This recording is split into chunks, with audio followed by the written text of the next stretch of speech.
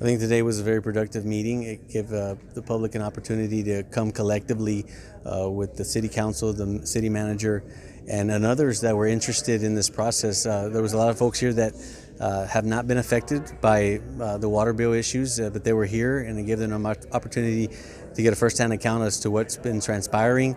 I think it also really put the council on notice to hear from folks, and kind of really put the passionate side of how frustrated people are. And I think it gave us an opportunity, again, collectively to visit with our city manager, and I know that each one of us we took notes, and we're going to have a conversation with our manager independently and individually to make sure we move in the right step. ¿Qué va a pasar con todas las personas que han tenido cobros altos en la ciudad? Right now, the idea would be that if their account is in dispute and they're disputing the amount, that until that's resolved, until we find a reasonable solution to the real problem as to why the high bill, whether it's accurate or not, their water will not be cut off. So we want to assure folks that the idea is not to leave anybody without water if they feel that they've been unfairly billed or charged.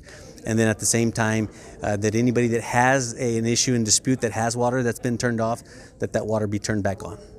¿Qué va a pasar con todo lo que han pagado? So the idea, we really didn't look at that, but the idea would be at some point to look at maybe possibly doing a rebate or a credit. So if you've paid and we find that there's been some overpayment, that would be extended into future months based on your typical uses or average uses. If we find that, again, through the research that's going to be done, if it's conclusive that you were overcharged, then that you would get a credit for it. ¿Por qué en la ciudad los miembros del Consejo no se habían dado cuenta de este problema? We did. As a matter of fact, there's an audit that in the meeting on December the 19th that we ordered an audit. We looked at the complaints. We were assured that the issues were being looked at, and we were assured that the bills were accurate. What really caught my attention in this process, and this was something that did come up in the audit, was that the audit didn't really yield a finding on what the issues were with the meters.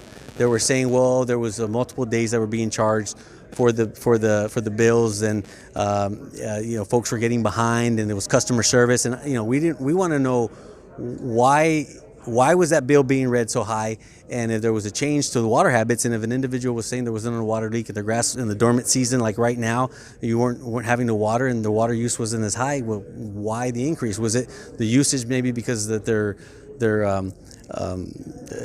water meter was changed into a newer one? I mean, we wanted to know why, and when we looked at the audit and the final report that I got almost 2 weeks ago, it didn't address any of the water meter issues, and so that's what really, along with the efforts that you all had a huge hand in them playing, and others in the community, and that's what really struck me as this isn't very consistent.